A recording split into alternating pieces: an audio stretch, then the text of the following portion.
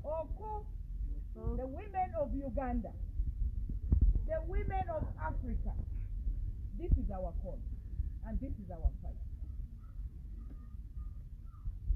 In Lubara, what I'm just going to do is emphasize what our president has said. Alo, amavele atamba Robert Tagulani, ninga paso President Museveni back limu pilipi. Ete koko.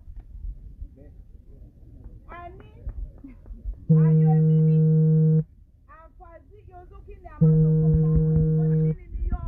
amavele kisepi oninga paso Museveni Muzedi bera. Ete koko.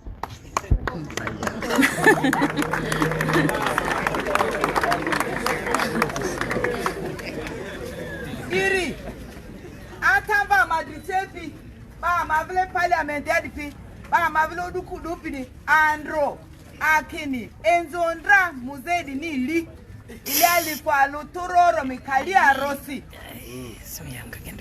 kinga kiri amabeti amavini ngenzodako ani election osku vote beza pani yobabe oli aliasi wait on vote be oli aliasi ko ba vote be kilili ba paso tualo ale afa mundu tino be scientific election da ko agase amanga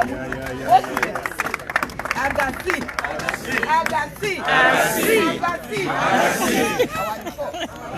ama vote be kilili Voti beza dialia banga muyonze radio si muzeki ite radio million mudri muzeka nga nyaka toko Kampala wakiswadi feko kavini sarsita mask tamba niti bezo dialia familia alo alia balu mask fe iri meri ikake aba mudri ba mask fe iri ikati fo mwambe ani mivini ngoza mi fe baziliti afada kaikindera etoki radio million mudrida ngoni diworo enzoni agasi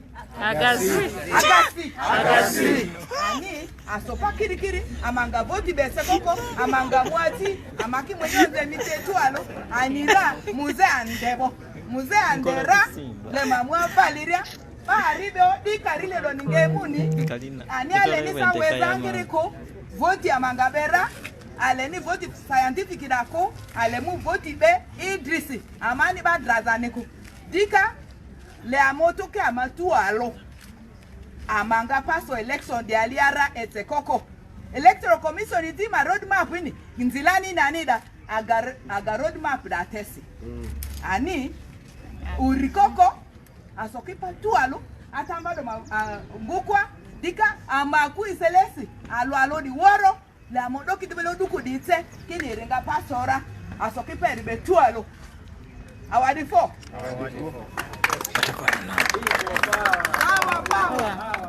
people power Tara gambye nti bwe yambala engule tujja kulya sepoko agasi means what baba Agasi. Scientific agasi. Agasi. Madina tirogamba agasi yane agasi. Scientific elections. This Honorable Chivumbi is next to me, and people accuse me of looking like him. Let me invite you, sir, to speak to us in strictly 1 minute. Agasi. People power, our power, people power. We can only tell the president in no uncertain terms that Uganda as a country, as our principal has said, we will not participate in an election that is not conducted as per the law established. That should be understood by everyone. And we call on all forces of change in this country.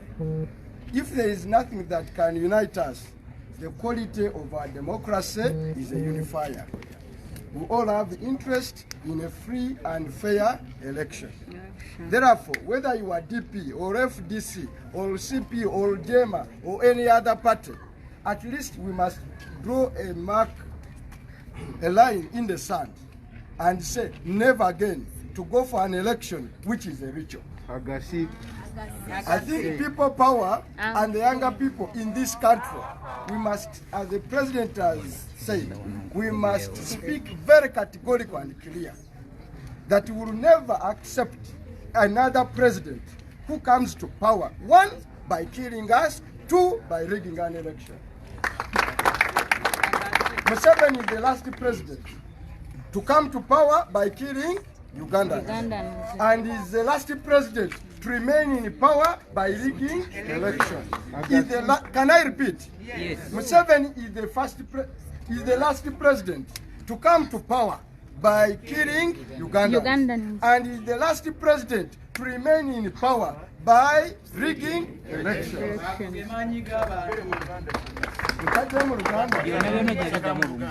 Akoko kakingendo kwogera mu Uganda. Museveni ye president asembyeyo okujja mu buyinza n'atufuga ng'amaze kututta. Ate era president Museveni ye president asembyeyo okusigala mu buyinza ng'ayita mu kubba obuki obululu. Tetwagala mugamba nga people power. Tewali kirala tetuliwa abaana baffe na ggwanga lwaffe na bazzukulu tetugenda kubalekera. Omuzungu kyayiteza a heritage. Ng'okutandikawo chapter empya kyabakulembeze mu Uganda abalifuga okuva ku Museveni okudda ku Kyagulanyi bagenda kuba tubalonze mu mazima na bwenkanya. N'olwekyo covid si kiro ekikutte waggulu Museveni kyalina okweyambisa kikyagenda yebambulero olwaleero gyagenda okutubika ffenna ng'ensi tusooke tugambe nti olw'okutya covid America waliyo abalwadde obukadde kati bakawere miliyoni meka abakafa bawerera ddala emitwalo kati nga 18. Trump yabadde nerale wano tetunafiisa na muntu n'omu. Abantu batambula mu matakisi ne mu baasi okuva Arua okuva Butambala okuva Ejjinja ne bajja wano balamu. Museveni totya teekawo akalulu tukakukube n'ebyenda bikweteko.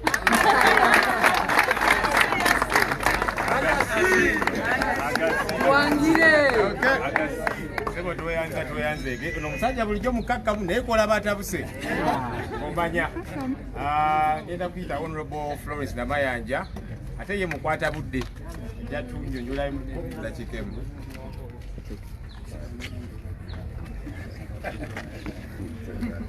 People power, our power, women power, basebo ne banyabo ekitulese ensonga zoogeddwa.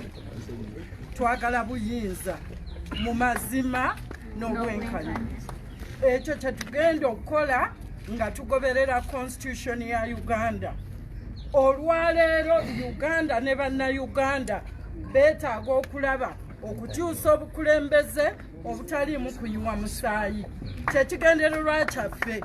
Tetugenda kukkiriza n'omulundi n'ogumu okutukugira okwogera eri abantu kubanga abantu beetaaga okulonda omukulembeze nga bategedde ebigendererwa bye nga bategedde ne byagenda okukola. Tubagamba tujja kubatuukako buli nsonda. Bannamasaka mbagamba weetuli twakkiriza okugoberera Robert Kyagulanyi nga president wa Uganda. People power, our power, people power. Weyanziza nnyo nnyabo ate mwe bannamasaka muli bamukisa kubanga musajja mujja mulabanga ayitawo. Mukubire kajjambo nti muzeeyi weeraba agenda awummule alabirire enteeze. Tweyanziza nnyabo. Let me invite the Honorable Latif Sebagala Sengendo. Honorable Latif nno ye imaamu wa Parliament. Kakati sebo onotubuulira oba amasinzizo kukyayagala okubeera nga magali. Yawo tubuulize.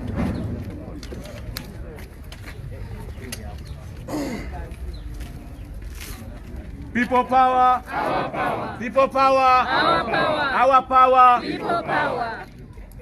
Your Excellency, Honorable Robert Kyagulanyi Ssentamu, our distinguished leaders and the press, Assalamu alaikum wa rahmatullahi wa barakatuh. As I've been introduced by our spokesperson, I'm the parliamentary imam. My emphasis is going to be centered on religious institutions. Our motto is for God and my country. There is no any justification whatsoever to continue locking our houses of worship. There is no any justification whatsoever for locking up or continuing to lock up our houses of what? Worship. I know, fellow Ugandans, that if they can allow buses to transport people, passengers, for 40 passengers in a bus for 11 hours going to Kisoro or Arua, why can't they allow Sunday services that are conducted in 1 hour? Mosques on Friday, our maximum is 30 what? Minutes. There is no any justification, but the justification is Museveni's what? Justification. It's Museveni who is behind. Hoodwinking Ugandans that we are fighting COVID, yet it is a political what? Move. We cannot allow, and I'm calling upon our religious leaders, the Interreligious Council. You were so silent. Please wake up. We cannot continue seeing our churches and mosques locked day and night for the last 4 months, and then we just keep quiet. When you go to Chikubo, when you go to Owino, when you go to Parliament, when you go everywhere, what is really that behind locking our houses of what? Worship. I believe that the houses of worship can observe the guidelines more effectively than any other person. I know on Sunday we have church service, we have Sunday services. Most of the churches have two services. They can even say we're going to have 4 what? Services. Each services that we are supposed to attend maybe 200 what? People. And on Friday, the mosques can also accommodate that if the mosque is full as per the guidelines, then outside there, they are ready to pray from anywhere else altogether. Yes. Therefore, on behalf of people power, and as the parliamentary imam, we are urging President Museveni to open up our houses of worship today, not even tomorrow, immediately altogether. Secondly, there is no justification for continuing really denying our brothers, the border riders. We know that the most important luggage for the borders are the passengers. Yes. If you can allow a bus to carry 40 passengers for 11 hours, why don't you allow a border to carry 1 passenger for 20 minutes for 1 hour? What's the justification? So on behalf of people power, we are saying border must carry what? Passengers. Because we know we have 1 million borders. 1 million people who are in the border industry. And behind them, they have 9 million to look after. So you cannot deny border access to their basic needs from March up to today. What is the government doing about borders? For us, we are saying borders should be allowed to carry passengers from today so that they can handle it. Nebigambe basewo ne banyabo. Tetujja kusobola kukkiriza. Njogeranga imamu wa parliament. Ntifa abali masinzizo kubanga bannayuganda moto yaffe egamba kulwaka tona nachi tetusobola kukkiriza amasinzizo gaffe amakereziya amakanisa emizikiti gigaddwa emyezi 4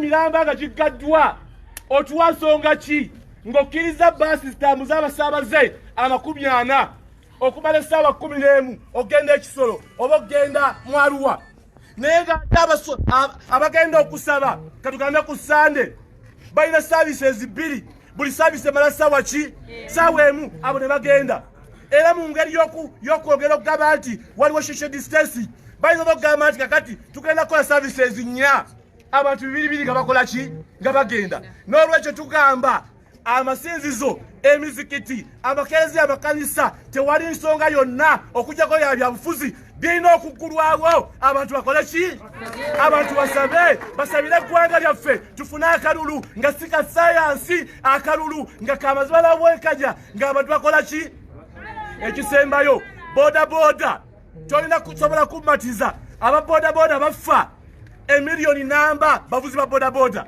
emabega waabwe balina miliyoni 9 ze balabirira gavumenti evangayo kubalabirira tugamba omugugu ogusooka ku babodaboda mugugu wa musaabaze pulezidenti oli mu nsi yiyo mbu batwale kago yaani nga n'emmotoka zaateebwa ne takisi zikola ki n'olwekyo tugamba ababodaboda bakkirizibwe okutambuza abantu olwaleero okugamba nti ebyokugamba nti ababodaboda bagenda kusaasaanya obulwadde ebyo byabufuzi bw'oba okkiriza emmotoka okkiriza obutale bodaboda zikole ki zigulwewo zitambuza abasaabaze ku lwa Katonda n'ensiimu yange Bobi Kyagulanyi ye pulezidenti waffe 2023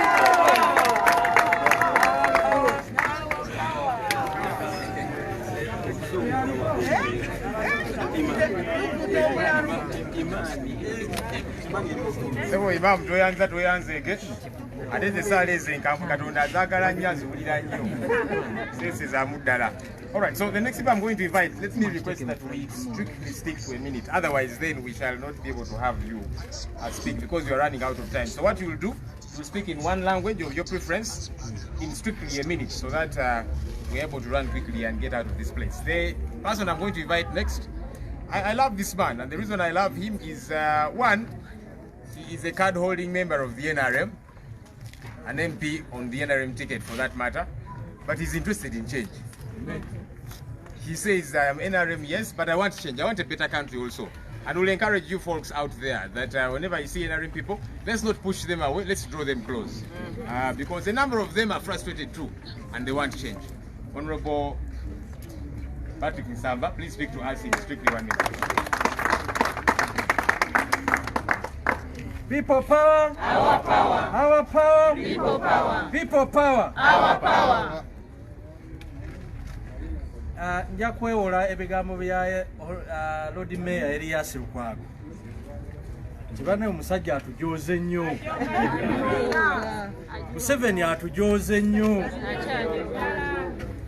Era bannayuganda ejjoogo lino nsaba muliko we buli munnayuganda akoowe ki ejjoogo tosobola kuyita electoral commission y'eggwanga mu nnyumba ewuwo n'obagamba akalumu kateeketeeke bwe muti eryo jjoogo eritasaana bannayuganda buli omu waali ekintu ekyo kirina okukola ki okunyiiza bannayuganda baafaayo nnyo wano nga covid ne bafaayo nnyo okukuuma buli kintu amateeka ne bagakuuma bagenda okuzuukukanga kumbe abakulu bali mu jjoogo enzimi bazibakuŋŋaanyizaako ezaakuŋŋaanyizibwa gundi komiti eno zaalagawa biliyonizi ne biliyonizi bannayuganda mangi ezaalaga ezo zonna tezimanyiddwa kyokka ate waliwo sente ezaali zirina okukola mu kota 4 mu institutioni za gavumenti zonna ezo zonna sente babbanzibe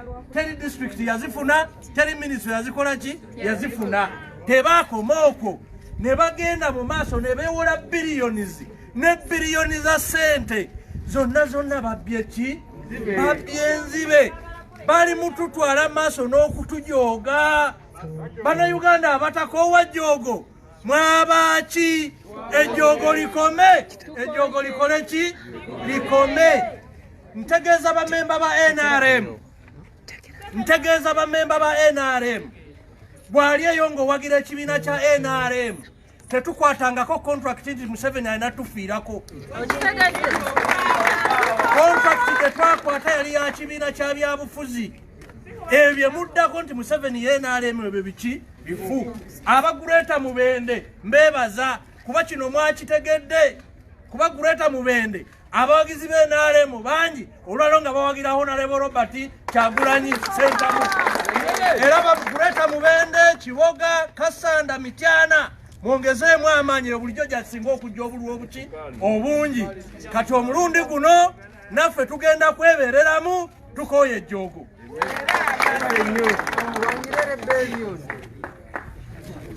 Sebo tuyanze again. Let me invite Honorable Kalwanga in 1 minute, one language.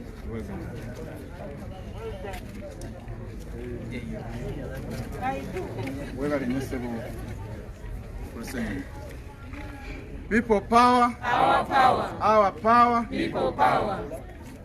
Nga baganda banyogedde jakwongerako ensonga bbiri. Esooka tulina ekizibu ky'amaanyi nnyo mu ggwanga lino nti abantu baffe bakulemberwa abantu abatabamanyi. Mwenna abali wano tambula ogende mu byalo gye tuva olabe oba ddala waliwo obukakafu nti korona gyali. Abantu bakugamba nti ffe weetuli wano ne bye mwogerako tetukola ki naye ekisinga obbaluma kwe kuwulira nti twewoze ssente. Waliwo ssente ezasondeddwa, waliwo ssente ezatuweereddwa ne ssente za bajeti ezimu nga zaaliiriddwa. Kino kye tusaba nga pulezidenti waffe bw'agambye, principal waffe bw'agambye, ffe twagala kalulu akali free and fair. Bino ebyokugamba mbu scientific wacha tetwagala kumanya n'omulundi naki n'ogumu. Tugenda kunoonya akalulu, tugenda katambulamu nju ku nju, muluka ku muluka, erosi ku erosi. President Museveni oyina abakesibo okuva ku kyalo mpaka ku district bakubuulira amazima enseve mu kubonaabona. Okubonaabona nga twekwese mu kigambibwa nti ye korona kiveewo ensi etambule tukooye ejjoogo.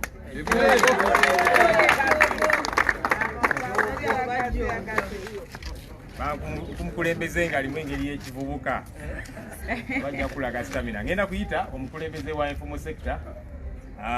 Informal sector esinze okunyigirizibwa mu ggwanga lyattu lino ate nga aba informal sector Museveni mbu batera okugamba nti be bantu be kati kajja atubuulire lwaki mukusibako People power, Our power, our power. people power.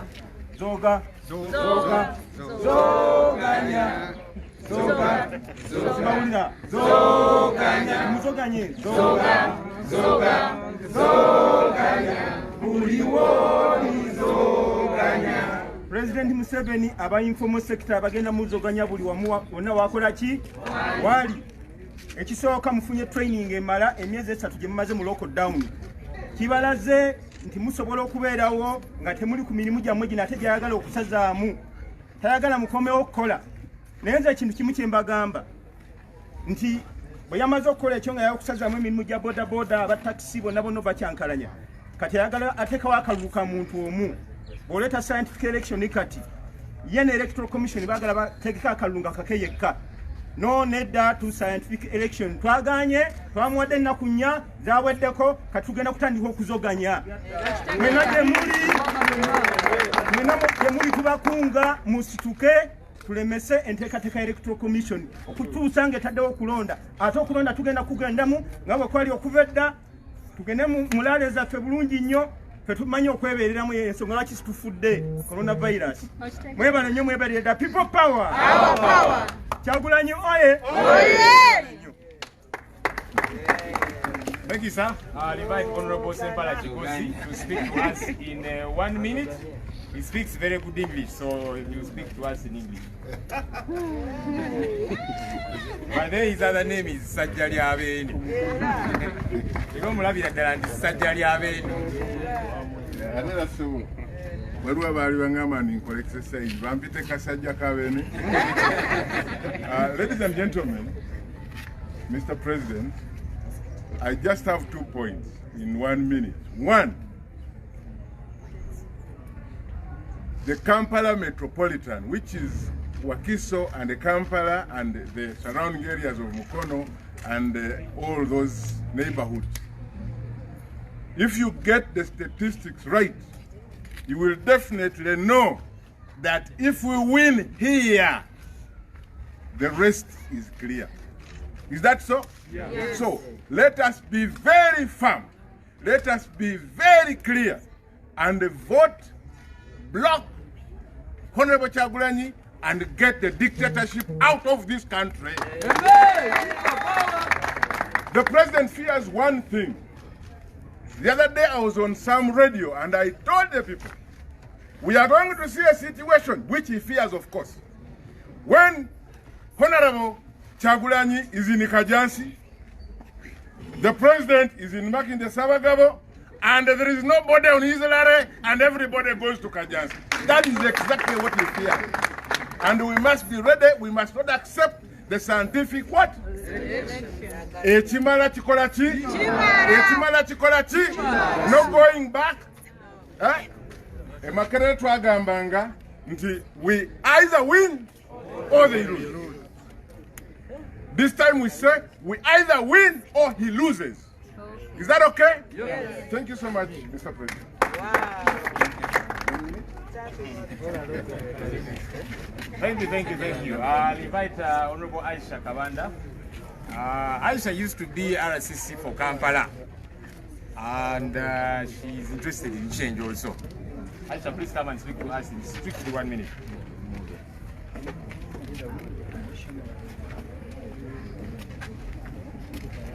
I salute you, Mr. President. I want to address myself to the women out there. The NRM regime has been a period for the women to suffer. We've suffered toiling for our children to ensure they get a better future. We've educated our children through thick and thin. You all know how expensive education in Uganda is. Unfortunately, NRM has shown us that they don't have a solution to the unemployment problem in the country. Our children have suffered through the informal sector to sustain themselves. Unfortunately, NRM is locking up everywhere. The taxes are too much for them to sustain themselves. The taxes, rather. I want to call upon the women that your children have risen up to fight against you in Kaguta Museveni because they have seen that Uganda is not a good place for them.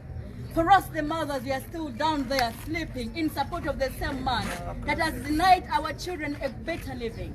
I want to appeal to you, ladies. Please, let's rise up against this regime. Let's stop fighting the regime that has shown that it does not have interest for our children. They don't have interest for the better future. They are here for themselves and them alone. I am here to tell you that the Uganda that President Museveni needs is a Uganda for him and him alone and his family.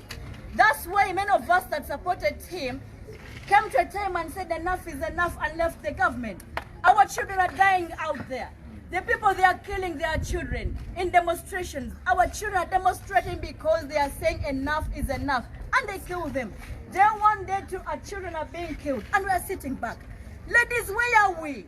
Where are we in this struggle? Can we get up and say enough is enough, please? Abachala njagala kubasaba. Tuveyo turwane wamu n'abaana baffe. Abaana baffe balaba ng'ekimala. Balwana. Struggling ffe tulwanye okubasomesa naye Uganda nzibu nnyo. President Museveni tayina ansa ku mirimu gy'abaana baffe. Abaana mu kwerwanako awunzika abatta abaana be batta bammwe abaana be batta baffe. Tuveeyo tuyambe abaana baffe twerwaneko. Abakyala ne bwe munaasigala emabega abaana bavuddeyo tebajja kudda mabega. Ekisingako obukulu twevaayo kubeegattako tulwane olutalo nga bukyali tulugguse ku lwa Katonda n'ensi yange mwana wamu ne Kyagulanyi oba tufa. Ate tutandika leero you people.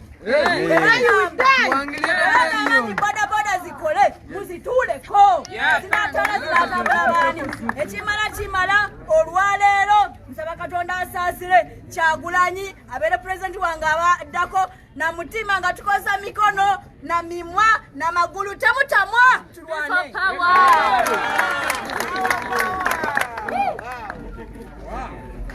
Wow. Thank you, Aisha. Government, where are you? Hey, sorry, ladies, where are you? All right, I'll take about 3 questions from members of the press, and we shall wrap this up.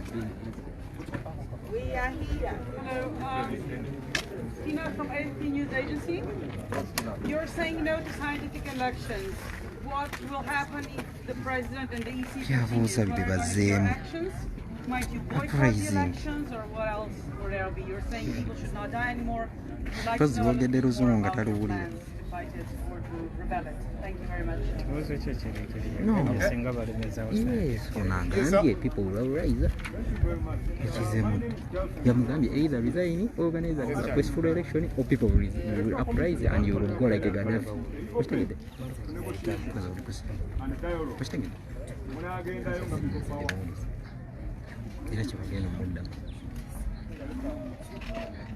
there will be an uprising. Yes, Derek.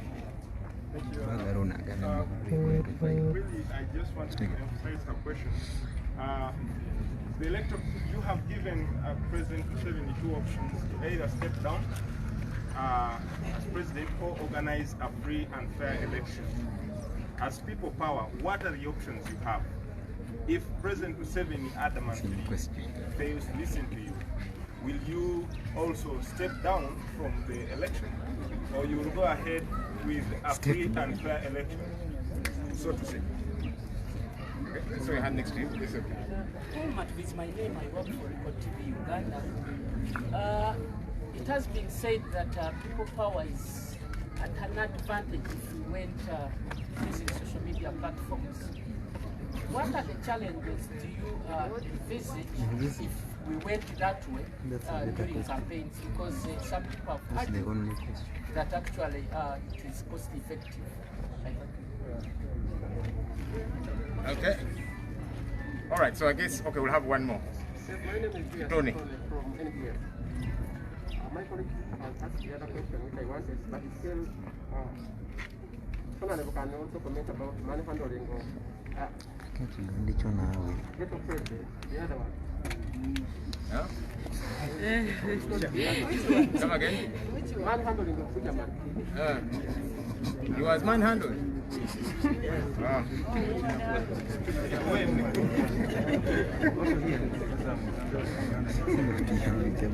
Okay, this will be the final one.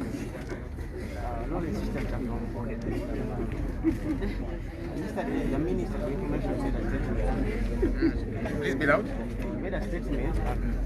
It was one with media owner about the language of the politician of being hosted. What is your take on that? Is that intimidation or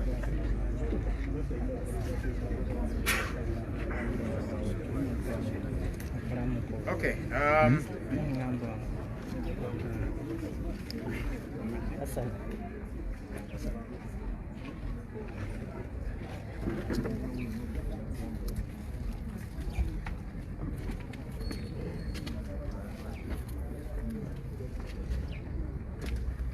Okay, I'm going to respond to 2 questions, then I'll invite Honorable Chagulanyi to respond to the harder ones.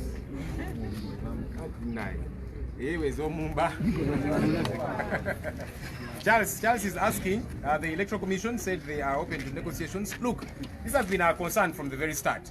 The Electoral Commission was supposed to have this as a consultative process because there are other stakeholders. What the Electoral Commission did, they went to one stakeholder, Mr. Museveni, who is the potential candidate, and he gave them orders, and now here we are, okay?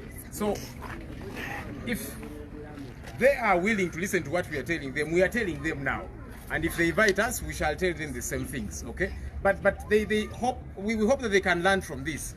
The EC should stop shooting first and aiming later. The consultations should have happened first. You know, you first aim and then you shoot. But nonetheless, we are telling them now, we hope that we shall be able to appeal to their reason and they get to see sense in what we are saying. That all stakeholders, you know, we have aspirants for the presidency. These political entities, political organizations, religious leaders, CSOs, all those are stakeholders who should have been involved in this whole process. That should have happened at the very first step. But nonetheless, we are telling them now, we hope they can get to hear what we are telling them. Paul said that People Power has an advantage over social media. Oh yes, matter of fact, we do. And we are still very tightly holding on to social media. But what we are saying as People Power is that it's not true that every